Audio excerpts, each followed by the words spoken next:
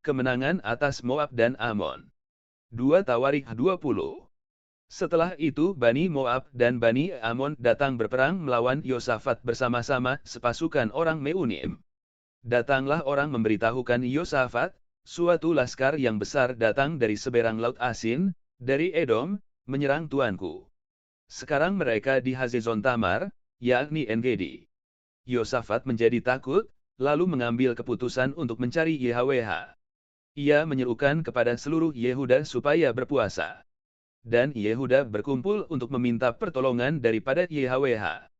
Mereka datang dari semua kota di Yehuda untuk mencari YHWH. Lalu Yosafat berdiri di tengah-tengah jemaah Yehuda dan Yerusalem di bait YHWH, di muka pelataran yang baru. Dan berkata, "Ya YHWH, Tuhan nenek moyang kami, bukankah Engkau Tuhan di dalam sorga? Bukankah Engkau memerintah atas segenap kerajaan bangsa? Kuasa dan keperkasaan ada di dalam tangan-Mu, sehingga tidak ada orang yang dapat bertahan melawan Engkau. Bukankah Engkau Tuhan kami yang menghalau penduduk tanah ini dari depan umat-Mu Israel, dan memberikannya kepada keturunan Abraham, sahabat-Mu itu, untuk selama-lamanya? Lalu mereka mendiami tanah itu, dan mendirikan bagi-Mu tempat kudus untuk nama-Mu. Kata mereka, bila sesuatu malapetaka menimpa kami, yakni pedang, penghukuman, penyakit sampar atau kelaparan, kami akan berdiri di muka bait ini, di hadapan-Mu, karena nama-Mu tinggal di dalam bait ini. Dan kami akan berseru kepada-Mu di dalam kesesakan kami, sampai Engkau mendengar dan menyelamatkan kami. Sekarang, lihatlah, Bani Amon dan Moab, dan orang-orang dari pegunungan Seir ini. Ketika orang Israel datang dari tanah Mesir, Engkau melarang mereka memasuki negerinya.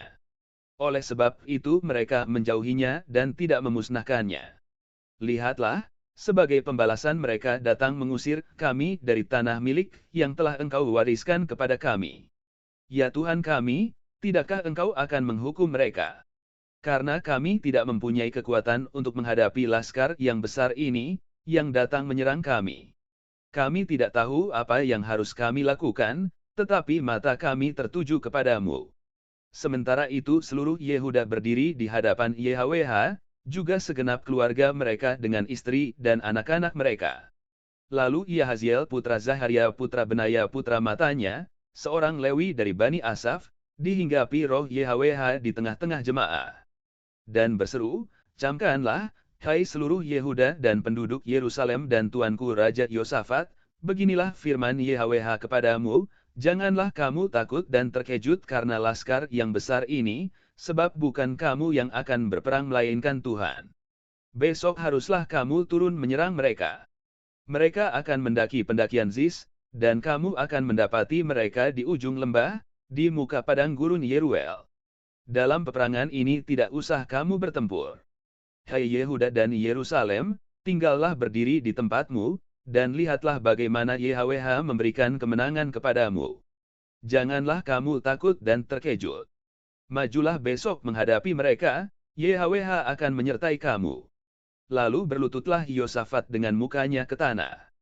Seluruh Yehuda dan penduduk Yerusalem pun sujud di hadapan YHWH dan menyembah kepadanya.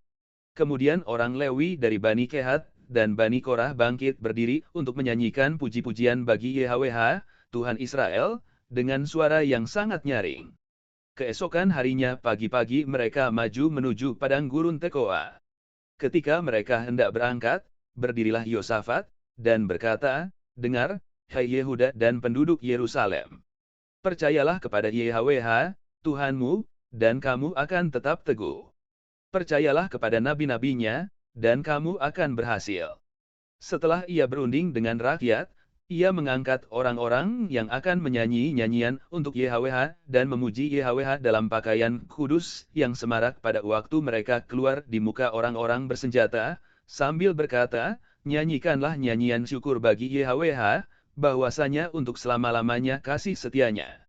Ketika mereka mulai bersorak-sorai dan menyanyikan nyanyian pujian, dibuat YHWH lah penghadangan terhadap Bani Amon dan Moab, dan orang-orang dari pegunungan Seir, yang hendak menyerang Yehuda, sehingga mereka terpukul kalah.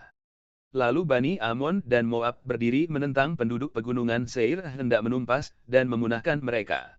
Segera sesudah mereka membinasakan penduduk Seir, mereka saling bunuh-membunuh. Ketika orang Yehuda tiba di tempat peninjauan di padang gurun, mereka menengok ke tempat laskar itu. Tampaklah semua telah menjadi jasad berhantaran di tanah, tidak ada yang terluput. Lalu Yosafat dan orang-orangnya turun untuk menjarah barang-barang mereka. Mereka menemukan banyak ternak, harta milik, pakaian dan barang-barang berharga. Yang mereka rampas itu lebih banyak daripada yang dapat dibawa. 3 hari lamanya mereka menjarah barang-barang itu, karena begitu banyaknya. Pada hari keempat mereka berkumpul di lembah pujian.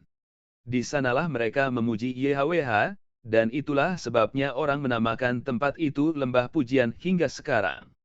Lalu pulanglah sekalian orang Yehuda dan Yerusalem dengan Yosafat di depan.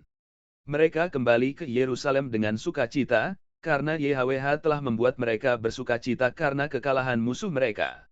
Mereka masuk ke Yerusalem dengan gambus dan kecapi dan nafiri, lalu menuju bait YHWH. Ketakutan yang dari Tuhan menghinggapi semua kerajaan negeri-negeri lain, ketika mereka mendengar bahwa YHWH yang berperang melawan musuh-musuh Israel. Dan kerajaan Yosafat amanlah, karena Tuhannya mengaruniakan keamanan kepadanya di segala penjuru. Yosafat memerintah atas Yehuda. Ia berumur 35 tahun pada waktu ia menjadi raja, dan 25 tahun lamanya ia memerintah di Yerusalem. Nama ibunya ialah Azubah, putri Silhi. Ia hidup mengikuti jejak Asa, ayahnya, ia tidak menyimpang daripadanya, dan melakukan apa yang benar di mata YHWH.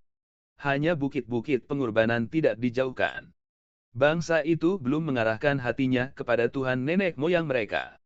Selebihnya dari riwayat Yosafat, dari awal sampai akhir, sesungguhnya semuanya itu tertulis di dalam riwayat Yehu putra Hanani, yang tercantum di dalam kitab Raja-Raja Israel. Kemudian Yosafat, Raja Yehuda, bersekutu dengan Ahazia, Raja Israel, yang fasik perbuatannya. Ia bersekutu dengan Ahazia untuk membuat kapal-kapal yang dapat berlayar ke Tarsis. Kapal-kapal itu dibuat mereka di Ezion-Geber. Tetapi Eliezer putra Dodawa dari Maresa bernubuat terhadap Yosafat, katanya, karena engkau bersekutu dengan Ahazia, maka YHWH akan merobohkan pekerjaanmu. Lalu kapal-kapal itu pecah, dan tak dapat berlayar ke Tarsis. 2 Tawarikh 21. Kemudian Yosafat mendapat perhentian bersama-sama dengan nenek moyangnya, dan ia dimakamkan di samping nenek moyangnya di kota Daud. Maka Yoram, anaknya, menjadi raja menggantikan dia.